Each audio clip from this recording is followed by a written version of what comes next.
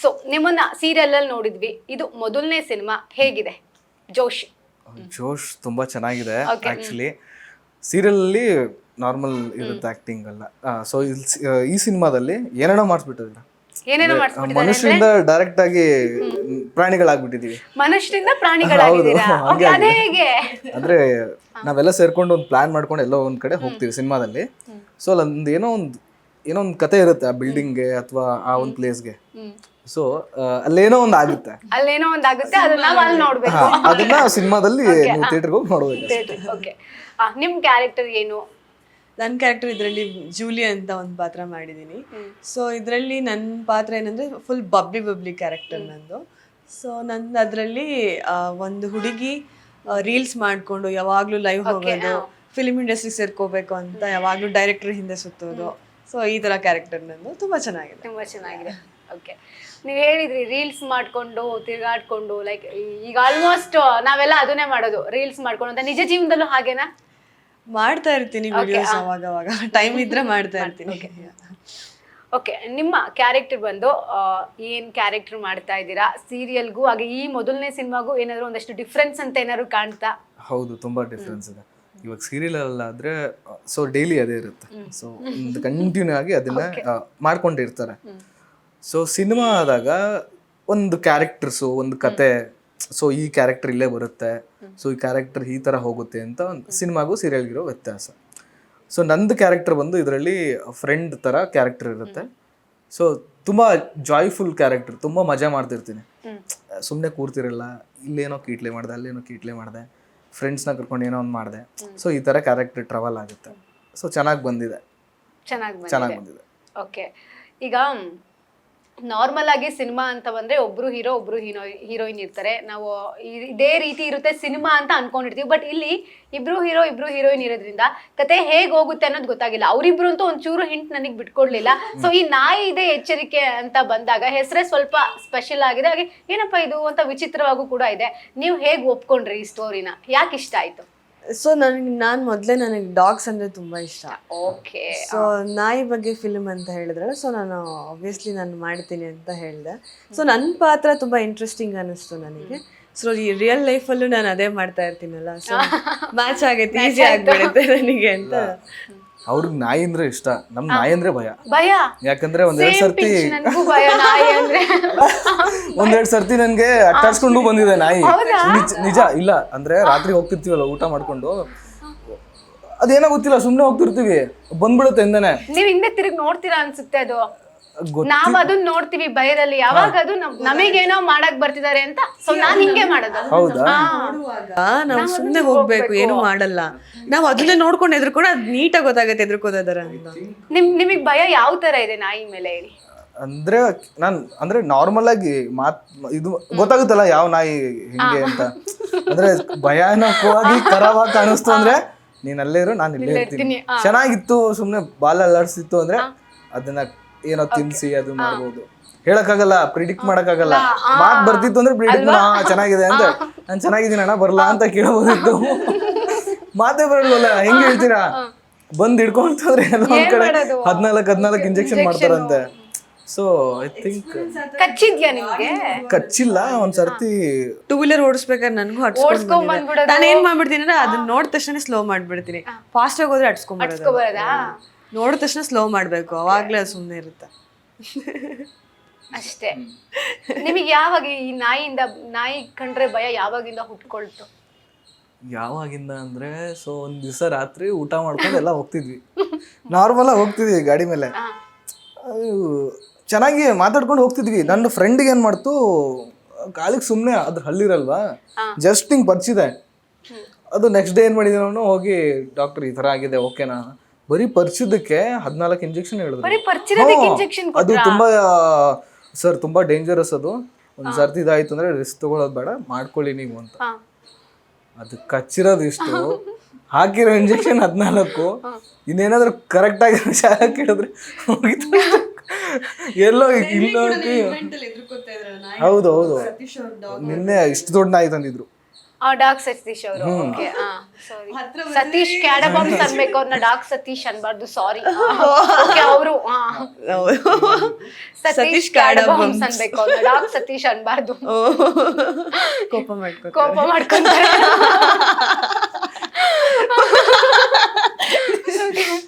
ನೆನ್ನೆ ತಗೊಂಡ್ಬಂದಿದ್ದು ಅವ್ರ ಇವೆಂಟ್ಗೆ, ಅದ್ ಮಾತಾಡ್ಸಿದ್ರಾ? ಅದ್ರ ಬ್ರೂನೋ ಅಂತ ಅದ್ರ ಹೆಸರು ತುಂಬಾ ಚೆನ್ನಾಗಿ ಇತ್ತು ಆಕ್ಚುಲಿ.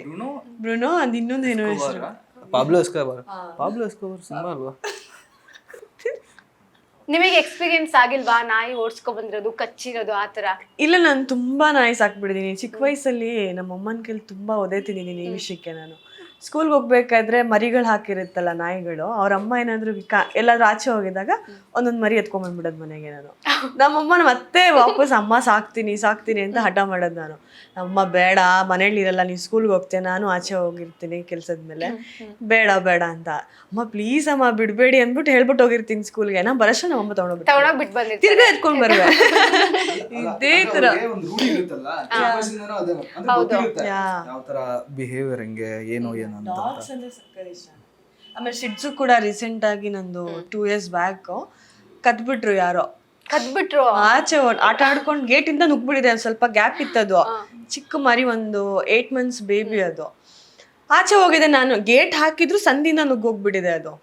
ಸರಿ, ನಾನು ನೋಡಿಲ್ಲ, ಎಲ್ಲಿ ಕಾಣಿಸ್ತಲ್ಲ ಅಂತ ಆಚೆ ಹೋಗಿ ನೋಡ್ತಿ, ಕ್ಯಾಮ್ರಾ ತೆಗಿಸ್ ನೋಡಿದೆ ರೋಡಲ್ಲಿ ಯಾರೋ ಗಾಡಿಯಿಂದ ಎತ್ಕೊಂಡು ಹೋಗಿರೋದು ನೀಟಾಗಿ ಗೊತ್ತಾಯ್ತು. ಅವತ್ತಿಂದ ನಾಯಿ ಸಾಕದೆ ಬಿಟ್ಬಿಟ್ಟೆ ನಾನು. ಅದು ತುಂಬಾ ಅವತ್ತು ಸಕ್ಕತ್ ಹತ್ಬಿಟ್ಟಿದೀನಿ ನಾನು. ಲಿಟ್ರಲಿ ಲೈಫಲ್ಲಿ ನಾಯಿ ಸಾಕ್ಬಾರ್ದು ಗುರು, ಇಷ್ಟೊಂದು ಅಳ್ತಾ ಇದೀನಿ ನಾನು ಅದಕ್ಕೋಸ್ಕರ. ತುಂಬಾ ಅಟ್ಯಾಚ್ ಆಗ್ಬಿಟ್ಟಿರ್ತೀವಲ್ವಾ ಸಾಕಿದಾಗ, ಅದು ತಡಿಯಕ್ಕಾಗಲ್ಲ ಕಳ್ದೋಗ್ಬಿಟ್ರೆ. ಅವಾಗಿಂದ ನಾಯಿ ಸಾಕದ್ ಬಿಟ್ಬಿಟ್ಟಿದೀನಿ. ಆಚೆ ಎಲ್ಲಾರು ನೋಡಿದ್ರೆ ಮಾತಾಡಿಸ್ತೀನಿ, ಮುದ್ದು ಮಾಡ್ತೀನಿ, ಊಟ ಏನಾದ್ರು ಹಾಕ್ತೀನಿ, ಅಷ್ಟೇ, ಮುಗೀತು. ಸಾಕಕ್ಕೆಲ್ಲ ಆಗಲ್ಲ. ಅದೇನಾದ್ರೂ ಹುಷಾರಿಲ್ಲ ಅಂದ್ರೆ ಅದನ್ನ ತಡ್ಕೊಳಕ್ ಆಗಲ್ಲ. ಸೀರಿಯಸ್ಲಿ ಅದ ಕೇರ್ ಮಾಡ್ತೀವಿ, ಅದು ನೋಡಕ್ ಆಗಲ್ಲ, ಒಂಥರ ನೋವಾಗುತ್ತೆ, ಹರ್ಟ್ ಆಗುತ್ತೆ, ಸಖತ್ ಅಟ್ಯಾಚ್ಮೆಂಟ್ ನಂಗು ಡಾಗು. ಅದಕ್ಕೆ ಈ ಸಿನಿಮಾ ಒಪ್ಕೊಂಡಿದ್ದು. ಈ ಸಿನಿಮಾ ನೀವು ಆಕ್ಟ್ ಮಾಡಿದ್ಮೇಲೆ ಆದ್ರೂ ನಾಯಿ ಮೇಲಿನ ಭಯ ಹೋಯ್ತಾ? ತೀರಾ ಜಾಸ್ತಿ ಆಯ್ತು. ಅಂತದೇನ್ ತೋರ್ಸಿದೀರಾ? ಏನೋ ತೋರಿಸಿದಾರೆ. ನೀವು ಖಂಡಿತವಾಗ್ಲೂ ಫಸ್ಟ್ ನೀವು ಹೋಗ್ಬೇಕು. ಸಿನಿಮಾ ರಿಲೀಸ್ ಆದ ದಿವಸ ನೋಡೋಣ, ಬರ್ತೀರಾ ಇಲ್ವಾ? ಮೇನ್ ಥಿಯೇಟರ್ ಒಂದು Bhoomika theatre. So first show ನೀವು ಬರ್ಲೇಬೇಕು.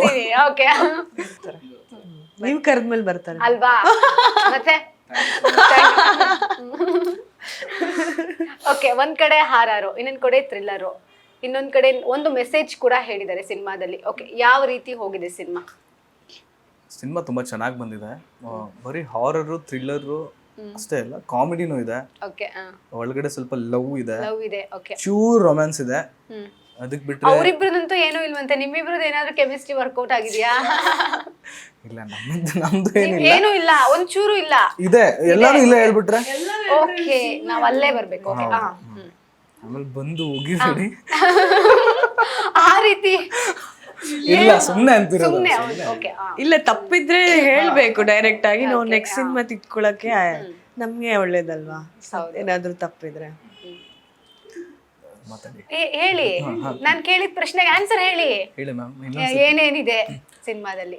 ಇದೆ ಮ್ಯಾಮ್, ಫ್ರೆಂಡ್ಸ್ ಇದಾರೆ, ಫುಲ್ ಮಜಾ ಮಾಡ್ತೀವಿ. ಎಲ್ಲ ಸೀನಿಯರ್ ಆರ್ಟಿಸ್ಟ್ ಗಳಿದ್ದಾರೆ. ಪ್ರಮೋದ್ ಶೆಟ್ಟಿ ಸರ್ ಇದ್ದಾರೆ, ಬಾಲರಾಜ್ ವಡಿ ಇದ್ದಾರೆ, ದಿನೇಶ್ ಸರ್ ಇದ್ದಾರೆ ಮಂಗಳೂರವರು. ಸೊ ಅದಕ್ಕೆ ಬಿಟ್ರೆ ಜಗಪ್ಪ ಅವ್ರು ಇದ್ದಾರೆ. ಸೊ ನಾವೆಲ್ಲರೂ ಇದ್ದೀವಿ. ಸೊ ತುಂಬಾ ಚೆನ್ನಾಗಿ ಬಂದಿದೆ. ಎಲ್ಲೂ ಬೋರ್ ಹೊಡಿಯಲ್ಲ ನಮಗೆ, ಎಲ್ಲೂ ಇದು ಏನೋ ಆಗ್ತಿದೆ ಅಂತ ಅನ್ಸಲ್ಲ. ಟ್ವಿಸ್ಟ್ ಮೇಲೆ ಟ್ವಿಸ್ಟ್, ಟ್ವಿಸ್ಟ್ ಮೇಲೆ ಟ್ವಿಸ್ಟ್, ಟ್ವಿಸ್ಟ್ ಮೇಲೆ ಅದೇನೋ ಟ್ರೋಲ್ ಆಗಿತ್ತಲ್ಲ, ಆದ್ರೆ ಟ್ವಿಸ್ಟ್ ಮೇಲೆ ಟ್ವಿಸ್ಟ್, ಟ್ವಿಸ್ಟ್ ಮೇಲೆ ಟ್ವಿಸ್ಟ್ ಇದೆ. ಸೊ ಚೆನ್ನಾಗಿದೆ, ಚೆನ್ನಾಗಿದೆ. ನಾವ್ ಅಲ್ಲೇ ಬಂದು ನೋಡ್ಬೇಕು. ಓಕೆ, ಇವಾಗ ನೀವ್ ಹೇಳಿ, ನಿಮಗೆ ಇಡೀ ಸಿನಿಮಾದಲ್ಲಿ ನಿಮ್ ಕ್ಯಾರೆಕ್ಟರ್ ಅಲ್ಲಿ ಯಾವ ಸೀನ್ ತುಂಬಾ ಇಷ್ಟ ಆಯ್ತು? ಇಷ್ಟ ಆಗಿದ್ದ ಸೀನ್ ಅಂದ್ರೆ, ಸೊ ನನ್ ಇಷ್ಟ ಅಂತಾನು ಹೇಳ್ಬೋದು, ಸ್ವಲ್ಪ ಕಷ್ಟ ಆಯ್ತು ಅಂತಾನು ಹೇಳ್ಬೋದು. ಎರಡು ಇದೆ ಅದ್ರಲ್ಲಿ. ಒಂದ್ ಸೀನಲ್ಲಿ ನನ್ಗೆ ಹಸಿ ಚಿಕನ್ ತಿನ್ಬೇಕಾಗತ್ತೆ. ಹಸಿ ಚಿಕನ್? ಹಸಿ ಚಿಕನ್ ನೆಲದ ಫ್ಲೋರ್ ಮೇಲೆ ಹಾಕ್ಬಿಟ್ಟಿರ್ತಾರೆ. ನಾನು ಮನುಷ್ಯರ ತಾನೆ ಸಿನಿಮಾದಲ್ಲಿ ಜಾಂಬಿ ಮಾಡಿದೀವಲ್ಲ ಎಲ್ಲಾರು. ಸೊ ಅದ್ರಲ್ಲಿ ಹಸಿ ಚಿಕನ್ ಫ್ಲೋರ್ ಮೇಲೆ ಹಾಕ್ಬಿಟ್ಟಿದ್ದಾರೆ. ತಿನ್ನು, ಬಾಯಿಗೆಲ್ಲ ಫುಲ್ ಬ್ಲಡ್ ಎಲ್ಲ ಹಾಕಿ ತಿನ್ನು ಅಂತ. ಸಾರ್ ತಿನ್ಬೇಕಾ? ಹ್ಞೂ, ಮತ್ ಬೇಕು, ಸೀನಿಗೆ ಬೇಕು. ಸರಿ ಸರ್ ಅಂತ ಆಕ್ಷನ್ ಅಂದ ತಕ್ಷಣ ಫುಲ್ ಆಕ್ಟಿಂಗ್, ನಾನು ಫುಲ್ ಜಾಂಬಿ. ಓಕೆ ಕಟ್ ಅಂದ ತಕ್ಷಣ ಸಿಂಕ್ ಹತ್ರ ವಿಜಯವಂತಿ ಮಾಡ್ಕೊಂಡ್ರಾ? ನಿಜವಾಗ್ಲು ಅದು ಮಾಡ್ಲೇಬೇಕಾಗುತ್ತೆ. ಆಮೇಲೆ ಸಾಲದಕ್ಕೆ ನಮ್ಮ ಮೇಕಪ್ ಮ್ಯಾನ್ ಎಲ್ಲ ಅವರು ಫುಲ್ ವೆಜಿಟೇರಿಯನ್ ಅವರು. ನನ್ಗೆ ಟಚ್ ಅಪ್ ಮಾಡಕ್ಕೂ ಮುಟ್ಟಕ್ಕೂ ಬರ್ತಾ ಇಲ್ಲ ಅವ್ರನ್ನ. ಸರ್ ಟಚ್ ಅಪ್ ಮಾಡಿ ಸರ್, ಮೇಡಮ್ ವಾಂತಿ ಬರ್ತಿದೆ ಮೇಡಮ್, ಮೇಡಮ್ ವಾಂತಿ ಬರ್ತಿದೆ ಮೇಡಮ್ ಅಂತಾರೆ. ನಾನ್ ಡೈರೆಕ್ಟ್ರೇ ಟಚ್ ಅಪ್ ಕೂಡ ಮಾಡ್ತಾ ಇಲ್ಲ ನನಗೆ ಅಂತ ನಾನು ಆಮೇಲೆ ಸೈಡಲ್ಲಿ ಮೇಡಮ್ ಹಿಂಗ್ ಮಾಡ್ತೀನಿ ಮೇಡಮ್, ಸರಿ ಹೋಗಿ ಆಯ್ತು ಅಂದ್ಬಿಟ್ಟು ಆ ಸೀನ್ ಒಂದು ಇಷ್ಟ ಒಂಥರ ಚೆನ್ನಾಗಿತ್ತು ಅದು. ಬಟ್ ಆದ್ರೆ ಕಷ್ಟ ಇತ್ತು ಸ್ವಲ್ಪ ನನಗೆ. ಹಸಿ ಚಿಕನ್ ಹೆಂಗ್ ತಿನ್ನಕ್ಕಾಗುತ್ತೆ ಆಬ್ವಿಯಸ್ಲಿ, ಬಟ್ ಆಕ್ಟಿಂಗ್ ಅಂತ ಬಂದ್ಮೇಲೆ ಏನ್ ಕೊಟ್ರು ಮಾಡ್ಬೇಕಂತ ಇಷ್ಟದಿಂದ ಮಾಡಿದೆ. ಓಕೆ, ಯಾಕೆ ಆಕ್ಟಿಂಗ್ ಅಂದ್ರೆ ಅಷ್ಟೊಂದು ಇಷ್ಟ ನಿಮ್ಗೆ? ಸೊ ನನಗೆ ಚಿಕ್ಕ ವಯಸ್ಸಿಂದನೂ ನನಗೆ ನನ್ನ ಸ್ಕೂಲ್ಗೆ ಹೋಗ್ಬೇಕಾದ್ರಿಂದನೂ ಮನೆಯಲ್ಲಿ ನನ್ನ ಸ್ಕೂಲಲ್ಲಿ ಡ್ಯಾನ್ಸ್ ಆಗಿರ್ಬೋದು, ನಾಟಕ ಆಗಿರ್ಬೋದು ಫುಲ್ ಇಂಟ್ರೆಸ್ಟ್ ನನಗೆ. ಸ್ಕೂಲಲ್ಲಿ ಏನಾದರೂ ಕಾಂಪಿಟೇಷನ್ ಮಾಡಿದ್ರೆ ಡ್ಯಾನ್ಸ್ ಕಾಂಪಿಟೇಷನು, ನಾನು ಮುಂದೆ ನಿಲ್ಸಿಲ್ಲ ಅಂದರೆ ನಾನು ಡ್ಯಾನ್ಸೇ ಸರ್ಕೋತಿರ್ಲಿಲ್ಲ. ನಾನು ಮುಂದೆನೇ ನಿಂತ್ಕೋಬೇಕು, ನಾನು ಮುಂದೆ ನಿಂತ್ಕೋಬೇಕು, ಇಲ್ಲ ನಾನು ಸೇರ್ಕೊಳ್ಳಲ್ಲ. ನಾಟಕ ಆದ್ರೂ ಅಷ್ಟೇ, ನಾನು ಇಂಪಾರ್ಟೆಂಟ್ ಕ್ಯಾರೆಕ್ಟರ್ ಕೊಟ್ಟರೆ ಮಾಡ್ತೀನಿ, ನಾನು ಬರೋದೇ ಇಲ್ಲ. ಆಯ್ತು ಬಾಮ್ಮ ಮಾಡು ಅಂತ ಅವರೆಲ್ಲ ಬಿಡೋರು. ಇವಳು ತುಂಬ ಇಷ್ಟಪಡ್ತಾಳೆ ಮಾಡಲಿ ಅಂತ. ಟೀಚರ್ಸು ಕೂಡ ತುಂಬ ಎಂಕರೇಜ್ ಮಾಡೋರು ಅವಾಗ. ಚಿಕ್ಕ ವಯಸ್ಸಲ್ಲಿ ಸ್ಕೂಲ್ ಟೈಮಲ್ಲಿ ನನ್ನ ಮೈಂಡ್ ಬಂದಿದ್ದು ನಾನು ಆ್ಯಕ್ಟ್ರ್ ಆಗಬೇಕು ಅಂತ. ಸೊ ಅಲ್ಲಿಂದ 7-8 ಇಯರ್ಸ್ ಆಯ್ತು ನನ್ನ ಫಿಲ್ಮ್ ಇಂಡಸ್ಟ್ರಿ ಬಂದು. ಇಲ್ಲಿವರೆಗೂ ಸ್ವಲ್ಪ ಏನೋ ಒಂದು ಸ್ವಲ್ಪ ಬಂದಿದ್ದೀವಿ ಅಷ್ಟೇ. ಓಕೆ, ಯುವ ಅವರೇ, ನೀವು ಅಂದ್ರೆ ಸಿನಿಮಾ ಇಂಡಸ್ಟ್ರಿಗೆ ಬಂದ್ಮೇಲೆ ಹೆಸರನ್ನ ಬದಲಾಯಿಸ್ಕೊಂಡ್ರಾ ಅಥವಾ ಯುವ ಅಂತಾನೆ ಇದ್ದಿದ್ದ, ಹೇಗೆ? ಆ್ಯಕ್ಚುಲಿ ನನ್ನ ಹೆಸರು ವಿದ್ಯಾಸಾಗರ್ ಅಂತ. ಸೊ ಹಿಂಗೆ ಒಬ್ರು ಪ್ರೊಡ್ಯೂಸರು, ಅವರು ಯಾವಾಗಲೂ ಯುವ ಅಂತವ್ರು ಅನ್ನೋರು. ಓಕೆ, ಯುವ ಅನ್ನೋರು ನಮ್ಗೆ ಚೆನ್ನಾಗಿದೆಯಲ್ಲ ಇದು, ಕಂಟಿನ್ಯೂ ಮಾಡೋಣ ಅಂತ ಮಾಡಿದೆ ಹೆಸರು. ಓಕೆ, ನೀವು ರಂಗಭೂಮಿ ಕಲಾವಿದ್ರು ಹೇಳಿದ್ರಿ. ಸೊ ಆಕ್ಟಿಂಗ್ ಬಗ್ಗೆ ನಾವು ರಂಗಭೂಮಿಯಿಂದ ಬಂದವರಿಗೆ ಆಕ್ಟಿಂಗ್ ಬಗ್ಗೆ ಪ್ರಶ್ನೆ ಇರೋದೇ ಇಲ್ಲ. ಬಟ್ ನಾನು ಆದ್ರೂ ಕೇಳ್ತೀನಿ, ಈ ಕ್ಯಾರೆಕ್ಟರ್ ಅಂತ ಬಂದಾಗ ಯಾವ ರೀತಿ ರೆಡಿ ಆಗಿದ್ರಿ? ತಯಾರಿ ಏನಾದ್ರು ಮಾಡ್ಕೊಂಡಿದ್ರಾ? Yes ma'am. ಅಂದರೆ ಯಾವುದೇ ಇರಲಿ ಒಂದು ಕ್ಯಾರೆಕ್ಟರ್ ಅಂದರೆ, ಸೊ ನಿಮಗೆ ಅದ್ರ ಡೆಪ್ತಿಗೆ ನೀವು ಹೋಗಲೇಬೇಕು. ಸೊ ನೀವು ಅದನ್ನು ಅನುಭವಿಸ್ಬೇಕು ಫಸ್ಟು. ಸೊ ಅದಾದಮೇಲೆ ನೀವು ಸ್ಕ್ರೀನ್ ಮೇಲೆ ಏನು ಬೇಕಾದರೂ ಮ್ಯಾಜಿಕ್ ಮಾಡ್ಬೋದು. ಸೊ ಇವಾಗ ಒಂದು ಕ್ಯಾರೆಕ್ಟರ್ ನಾನು ಮಾಡ್ತೀವಿ ಅಂದಾಗ, ಸೊ ಅದು ನಿಮ್ಗೆ ಅನ್ನಿಸ್ಬೇಕು, ಆಡಿಯನ್ಸ್ಗೆ ಅನ್ನಿಸ್ಬೇಕು ಈ ಕ್ಯಾರೆಕ್ಟರ್ ಮಾಡ್ತಿದ್ದಾನೆ ಅಂತ. ಸೊ ಅದಕ್ಕೆ ಪ್ರಿಪರೇಷನ್ ಇದ್ದೇ ಇರುತ್ತೆ. ಅದು ಪ್ರಾಕ್ಟೀಸ್ ಮಾಡೋದಾಗಿರಲಿ, ಅಥವಾ ಮಿರರ್ ಮುಂದೆ ನಿಂತ್ಕೊಂಡು ಪ್ರಾಕ್ಟೀಸ್ ಮಾಡೋದಾಗಿರಲಿ, ಅಥವಾ ಅದನ್ನು ನಾನೇ ಆ ಕ್ಯಾರೆಕ್ಟರ್ ನಾನೇ ಅಂತ ನನಗೆ ನಾನೇ ಅಂದ್ಕೊಂಡು ಅದನ್ನು ಪ್ಲೇ ಮಾಡೋದಾಗಿರಲಿ, ಆ ಥರ ಇರುತ್ತೆ ಮ್ಯಾಮ್. ಪ್ರಿಪರೇಷನ್ಸ್ ಅಂದ್ರೆ ಮಾಡ್ತಾನೆ ಇರ್ತಾರೆ, ಯಾವುದೇ ಕ್ಯಾರೆಕ್ಟರ್ ಇದ್ರು ಮಾಡ್ತೀನಿ, ಪ್ರಾಕ್ಟೀಸ್ ಇದ್ದೇ ಇರುತ್ತೆ. ಯಾಕಂದ್ರೆ ಅಷ್ಟು ಮಾಡಲಿಲ್ಲ ಪರ್ಫೆಕ್ಟಾಗಿ ಬರೋದೇ ಇಲ್ಲ. ಸೊ ನಾರ್ಮಲ್ ಆಗಿ ಸಣ್ಣ ಪುಟ್ಟ ಮಾಡಿದ್ರೆ ಓಕೆ ಮ್ಯಾನೇಜ್ ಮಾಡ್ಬೋದು.